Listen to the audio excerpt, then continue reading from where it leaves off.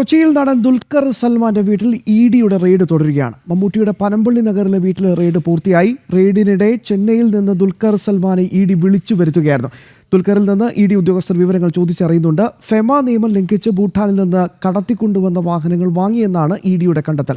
കസ്റ്റംസിന്റെ വാഹനം പിടിച്ചെടുക്കൽ നടപടിക്ക് പിന്നാലെയാണ് ഇഡിയുടെ പരിശോധന. പൃഥ്വിരാജ്, അമിത് ചക്കാലക്കൽ എന്നിവരുടെ വീടുകളിലും ഇഡി പരിശോധന നടത്തി. വിവരങ്ങളുമായി രേഷ്മ ബാബു ചേരുകയാണ്. രേഷ്മ, ഇത് കുറച്ചുകൂടി ഗൗരവത്തിലേക്ക് കടക്കുകയാണ്. ഫെമ നിയമം ലംഘിക്കപ്പെട്ടു എന്ന കണ്ടെത്തൽ വന്നതോടുകൂടി ഈ രണ്ട് നടന്മാരിലേക്കും വലിയ രീതിയിൽ കുരുക്ക് മുറുകുകയല്ലേ? എന്താണ് ഇഡിയുടെ അടുത്ത നടപടി?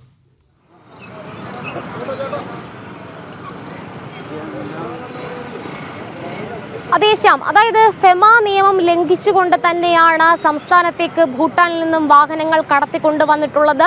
ഇതിൽ വ്യക്തമായിട്ടുള്ള റിപ്പോർട്ടുകളുടെ, അതായത് ഇന്റലിജൻസ് റിപ്പോർട്ടിന്റെ ഒക്കെ തന്നെ അടിസ്ഥാനത്തിൽ നേരത്തെ കസ്റ്റംസ് കേസെടുത്തുകൊണ്ട് മറ്റ് നടപടികളിലേക്ക് കടന്നിരുന്നു. അതിന് സമാന്തരമായിട്ട് തന്നെയാണ് എൻഫോഴ്സ്മെന്റ് ഡയറക്ടറേറ്റിന്റെ പരിശോധന തുടരുന്നത്. ഇപ്പോൾ നിലവിൽ ദുൽഖർ സൽമാന്റെ എളംകുളത്തെ വസതിയിൽ ഇപ്പോഴും ഇഡിയുടെ റെയ്ഡ് തുടരുകയാണ്. മമ്മൂട്ടിയുടെ പനമ്പള്ളി നഗറിലെ വീട്ടിലെ റെയ്ഡ് പൂർത്തിയാക്കി ഇഡി ഉദ്യോഗസ്ഥർ മടങ്ങുകയും ചെയ്തിട്ടുണ്ട്.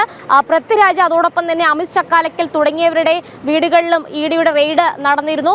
ഈ ദുൽഖറിന്റെ എളംകുളത്തെ വീട്ടിൽ റെയ്ഡ് തുടരുന്നതിനിടയിൽ തന്നെയായിരുന്നു ദുൽഖറെ ചെന്നൈയിൽ നിന്നും ഇഡി തന്നെ വിളിച്ചു വരുത്തിയത്. ഇഡി നിലവിൽ ചില വിവരങ്ങളൊക്കെ തന്നെ ചോദിച്ചറിയുന്നുണ്ട് ദുൽഖർ സൽമാനിൽ നിന്നും. കൂടുതൽ രേഖകളടക്കം പരിശോധിച്ചുകൊണ്ട് തുടർ നടപടികളിലേക്ക് കടക്കാനാണ് എൻഫോഴ്സ്മെന്റ് ഡയറക്ടറേറ്റിന്റെ തീരുമാനം. കാരണം നേരത്തെ കസ്റ്റംസ് പിടിച്ചെടുത്തത് ദുൽഖറിന്റെ 4 വാഹനങ്ങളാണ്. അതിൽ തന്നെ ഒന്നിന്റെ നിസാൻ പെട്രോളിന്റെ എന്ന് പറയുന്ന വാഹനത്തിന്റെ ഫസ്റ്റ് ഓണർ എന്ന് പറയുന്നത് കരസേനയാണ്. അത്തരത്തിൽ വ്യാജരേഖകൾ ചമച്ചുകൊണ്ട് തന്നെയാണ് ഭൂട്ടാനിൽ നിന്നും ഈ വാഹനങ്ങളൊക്കെ തന്നെ സംസ്ഥാനത്തേക്ക് കടത്തിയിട്ടുള്ളത്, അവ ഉപയോഗിച്ചിട്ടുള്ളത്. അതുകൊണ്ട് തന്നെ ഫെമ ചട്ടത്തിന്റെ ലംഘനം നടന്നു, കള്ളപ്പണ ഇടപാട് കൂടി നടന്നു എന്നുള്ള വിലയിരുത്തലും എൻഫോഴ്സ്മെന്റ് ഡയറക്ടറേറ്റിന് ഉണ്ട്. അതിന്റെ ഭാഗമായിട്ട് തന്നെയാണ് സംസ്ഥാനമെമ്പാടും ഈ ഭൂട്ടാനിൽ നിന്നും കടത്തിക്കൊണ്ടുവന്ന വാഹനങ്ങൾ ഉപയോഗിച്ച ആളുകളുടെ വീടുകളിൽ ഇഡിയുടെ റെയ്ഡ് തുടരുന്നത്. നിലവിൽ എളംകുളത്തെ ദുൽഖർ സൽമാന്റെ വീട്ടിലെ റെയ്ഡ് തുടരുകയാണ്. വിശദാംശങ്ങളൊക്കെ തന്നെ ദുൽഖർ സൽമാനിൽ നിന്നും എൻഫോഴ്സ്മെന്റ് ഡയറക്ടറേറ്റിന്റെ ഉദ്യോഗസ്ഥർ ചോദിച്ചറിയുന്നുണ്ട്.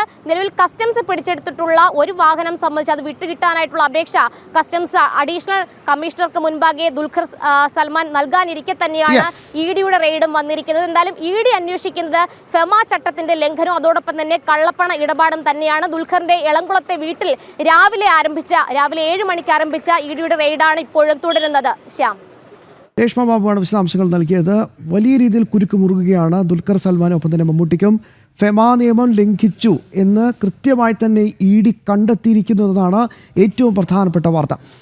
രേഷ്മ ബാബുവാണ് വിശദാംശങ്ങൾ നൽകിയത്.